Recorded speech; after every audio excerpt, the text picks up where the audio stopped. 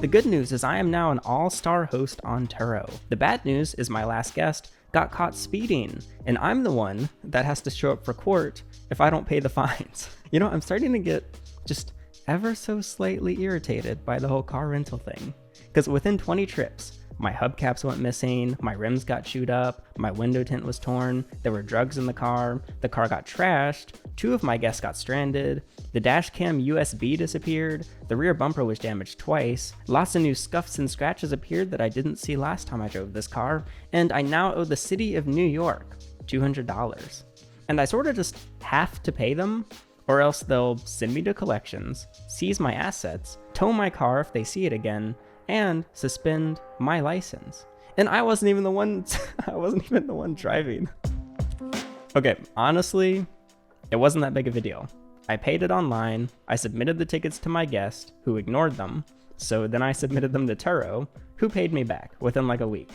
Genuinely, it was not a big deal. This was like 20 minutes of my life, maximum. However, Turo is kind of feeling like death by 1,000 paper cuts. So in my mind, I like to categorize Turo with gig apps like Instacart and DoorDash and Uber, but the thing about Turo is there's no downtime. When I go offline on Uber or I deliver my last DoorDash, I'm checked out mentally and physically, but Turo just follows me everywhere. Guests are always texting and always calling. The Tesla always needs cleaning and charging and fixing because people keep damaging it. And while these are all little things, I also have to pay the tolls and the tickets that randomly appear in my mailbox. So speaking of the ticket, I was really confused when I first got it because I also go to New York pretty often. So I thought it was like actually for me, but then I opened them and I'm like, wait, I didn't take this Tesla to New York. It's the speed camera caught the wrong Tesla. I wasn't even driving this one. Because I was gonna say, I'm very cognizant of those cameras which automatically capture your plate if you drive more than 10 miles per hour over the speed limit. This guest was caught twice in the same night, first going 39 into 25 and then 44 into 25. And luckily, these tickets aren't actually an admission of guilt, there's no points added to your license, and it doesn't show up on your record at all. It doesn't even come from a police department, just the quote, Department of Finance. So that kind of in itself tells you they don't care who was driving, they just want money. However, it does still kind of suck seeing City of New York versus Alex Green when I wasn't even the one having like a fun, speedy drive. But yeah, if I did actually ignore these, I genuinely would risk being arrested myself. So I do quite literally have to take responsibility for some random woman's reckless driving. I don't even know her name. The thing is, Turo isn't really a business, but it's also not really a side hustle app. Like as someone who I ran a product and service-based business for 5 years and then did side hustle apps for 2 years. And so I can confirm that Turo is essentially the worst of both worlds. Like, what was it like doing side hustles? Well, I didn't make a ton of money, and I had a lot of competition with no control over converting leads or generating sales. I was at the mercy of the platform, just like Turo. The difference is Amazon Flex, for example, was on my own schedule, relatively simple, and relatively easy quick money, unlike Turo. And what was it like trying to start a business? Well, I could never truly rest. I was always in work mode with no downtime and no vacations, and a lot of people depended on me. And if I wanted to make money and keep customers happy, I had to be available and ready to problem solve 24/7. You could never predict what the next day would bring, and it was really easy to burn out and consider just giving up overall. However, starting a business means you have control over marketing and sales and customer service, and you can make your own policies. Also, you're motivated by the limitless possibilities of growth. Like, you could truly turn something that you started with like $100 or $1,000 into $100,000 or $1 million, unlike Turo. Because on Turo, you're never going to make more per car. They're only going to depreciate and rent out for less over time. The only way to grow is by buying more and more cars, just constantly filling your arsenal, your fleet, with more vehicles. Now, Turo might disagree with this assessment. After all, when you consider becoming a host, you're invited to start a car sharing business and cultivate your entrepreneurial fire with Turo's tools and resources. This single landing page uses the word entrepreneur 6 times, and the word business 13 times. I would argue platforms that genuinely do help, quote, budding entrepreneurs are sites like Shopify. And this video is not sponsored by Shopify. I've actually never used it for my personal e-commerce, but everyone's heard of it, so I feel like it's a good example to use. Because while you rely on Shopify or Wix or Squarespace to host your website and potentially process your payments, which are kind of two of the most vital parts of an e-commerce, everything else is in your hands. Your customers are actually yours. They're not Shopify's customers.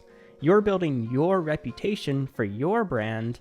You're not building Shopify's brand. And Shopify doesn't demand your loyalty. I mean, customers don't even know if they're buying from a Shopify site unless they just happen to recognize the template or the checkout screen, because they all kind of look the same. And to get super technical, they don't even require you to use their built-in payment processor. This is a total side tangent, but Wix actually banned me from their built-in payment processor because I was selling what they considered prohibited goods and services. I just had to connect to other processors like Stripe and PayPal and Google Pay, but Wix still let me use their hosting so that people could come and buy from Alex Green's online store. And it's good to lower risk. So in the case that Wix did just entirely ban me, I made sure to diversify my hosting so people can buy from Alex Green's brand on multiple different websites. However, nobody goes to Turo to rent from Alex Green's car rental business. They go to Turo to rent a Turo car from some guy. What was the host name? Alan or Alex or Arnold? I don't know. They don't know. They don't care who the host is. They just want a Turo car. If you give your guest an incredible experience from start to finish, you can't even retain their information to get a repeat sale. You can't send them emails and you can't text them with promotions, but I mean, Turo can, and Turo definitely does. However, they don't direct this customer to rent from you again. They just direct them back into the marketplace of Turo cars, because Turo gets paid no matter what car they rent. Now, there is an option at the end of the trip where you can send a discount to your guest, hey, thanks for renting, here's 10% off for next time. And this only applies to your vehicle, but it expires after just 90 days. And of course, this lowers your earnings too, because you are giving them a discount. And once you have built a brand of any kind, like a brand on Instagram or I don't know, any brand. Once you have a brand that people know and love, the platform you use is pretty irrelevant. So as another specific personal example, I used to sell these pre-made isopod starter kits. It's a very niche product, but people really liked them. You could pick what color isopods you want, and you could even mix and match them. And I was selling these on Wix under my own brand name, as well as Amazon, eBay, Instagram, and Discord, as well as in person, all simultaneously. None of these platforms cared if you used their competition. They just have different policies on their own platforms and how much you have to pay them. So Wix would take a monthly flat rate fee, Amazon and eBay would take a percentage of the sale, and Discord and Instagram got nothing. They just kind of existed. Though I would give Instagram money for ads. So this is great, not only for diverse marketing, but in the case one of the platforms disappear or just bans you entirely. I mean, the two social medias I used to use the most were Google Plus and Vine, and they're both gone. They're just disappeared. But as another example, one of my Instagram accounts with 30,000 followers was not only pretty profitable for me, but I was paying Instagram a lot of money in ad spending, and yet they still banned me. It was a permanent ban, and there was no heads up. I woke up and it was just gone. It majorly sucked, but it wasn't game over because I still had other platforms. But Turo, God forbid you even consider diversification, because not only are you entering an exclusivity agreement to not use other car sharing programs, but you can't even privately rent your vehicle to someone you know, even if it doesn't interfere with any of your Turo guests. I mean, even DoorDash doesn't care if you deliver Grubhub, and even Uber doesn't care if you also drive for Lyft. As long as you're not picking up an Uber passenger and then you also pick up a Lyft passenger and they're both in your car, you can kind of do whatever you want. Now, I know Turo employees watch these videos, so let me say, on record, I have never privately rented my car without Turo's consent because that would be very bad and very unfair. and I always follow all the rules. Anyway, I was gonna say Turo's like a super insecure girlfriend who like breaks up with you just because you followed another girl on like Instagram or something, but it's more like Turo will domestically abuse you instead. Because if Turo catches you even considering being unloyal to them, they might deny your damage claims, ban you from the platform, close your account, charge you a violation fee, and take other actions. I literally consented to a policy that includes other actions potentially being taken against me, even though I don't even know what the actions are. Maybe they are gonna like beat me like I'm a married woman in the 19th century. But with all this said, I'm still not anti-Turo. And before you accuse me of experiencing Stockholm Syndrome, I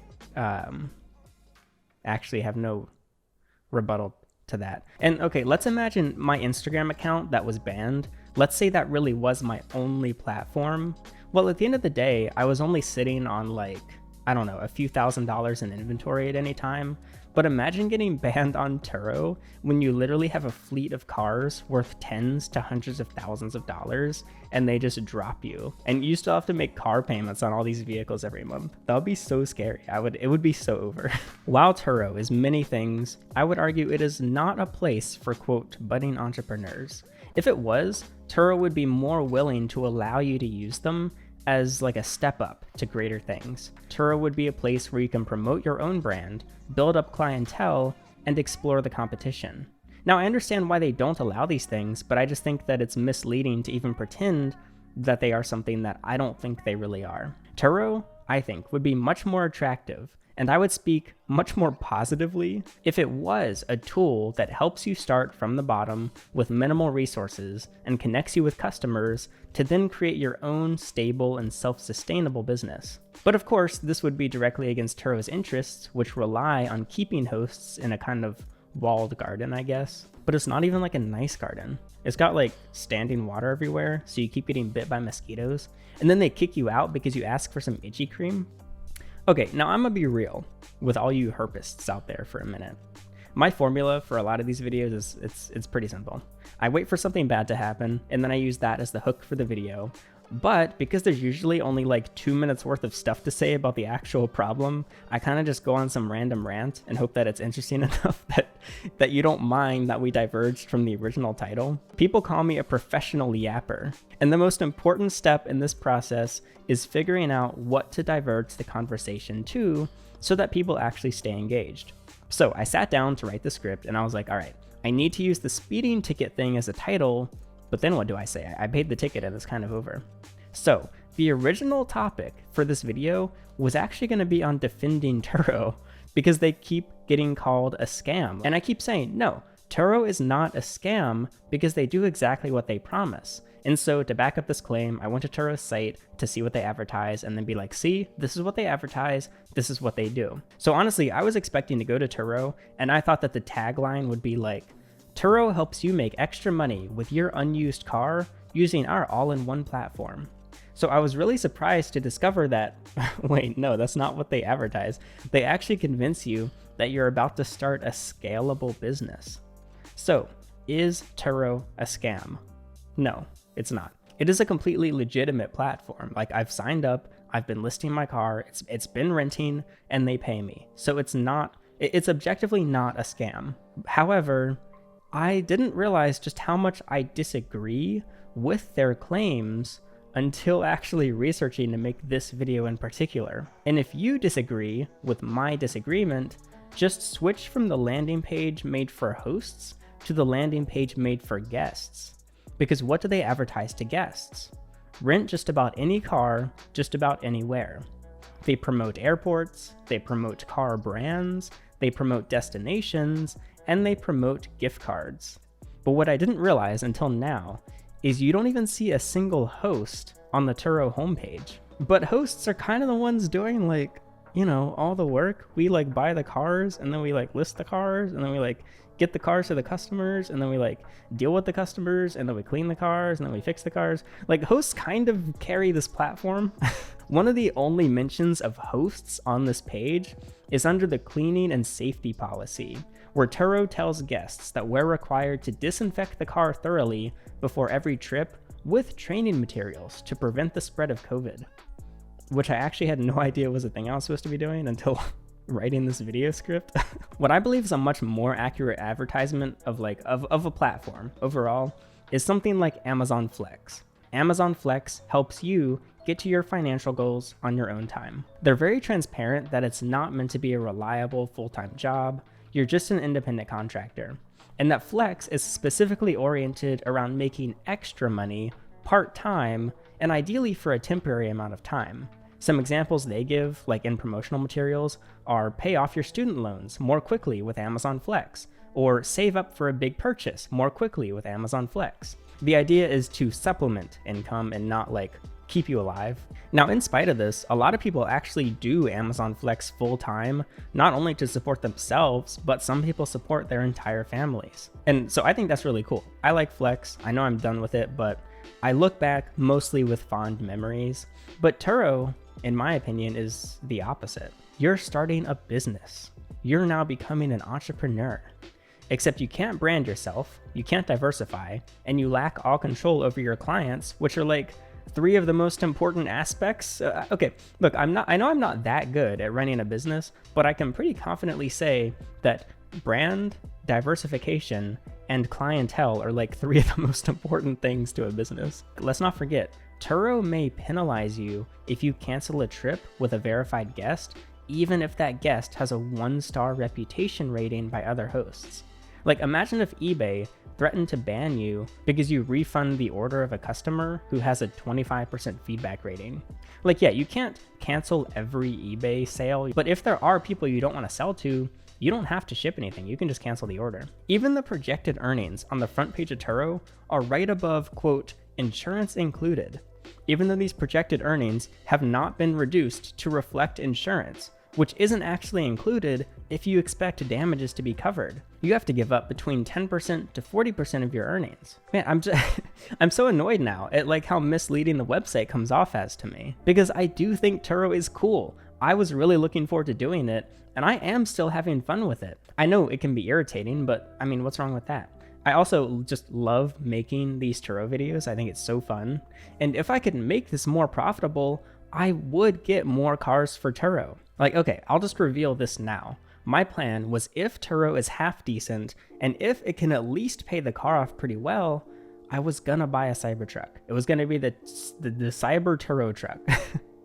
But I'll be honest, that's not looking very likely right now. It's a lot of people look at these companies and they go, oh, well, they're just taking all the money for their own profit. But it's important to remember that most startups like this one rely almost entirely on venture capital, which theoretically eventually run out if the platforms don't prove themselves and don't actually start making money. Like, according to one website, Turo has raised nearly $500 million from investors, which it's a lot of money, but it's actually less than other platforms. DoorDash has raised $2.5 billion, and Uber has raised $22 billion from venture capital. I mention these numbers to preface that, like, I won't even try to begin explaining what Turo needs to do to, quote, fix their platform, because I have no idea. I'm literally just a Turo host with one car. I want to recommend that they take a page out of Amazon Flex's book and basically just temper people's expectations. Or they take a page out of other platforms' books where they actually do help you grow a business instead of just scaling Turo's business and Turo's reputation. Hopefully you enjoy being a part of this experience, because, I mean, let's be real. It's you. If you can hear my voice right now, I'm talking about you specifically. It's you, the viewer, who has made it possible for me to explore the Turo platform, see what it's really like, and share my results. Because ultimately, I'm just a host with 2 new speeding tickets from New York City, even though I wasn't speeding in New York City. And I genuinely have no idea what the future of Turo holds or what Turo as a platform needs to do to achieve success. I'm kind of just along for the ride, as are you. You're stuck here. Well, you could just stop watching, but I don't know. Hopefully it'll come with me. We'll see what happens. So hopefully you enjoyed. I'm Alex, and thanks for watching.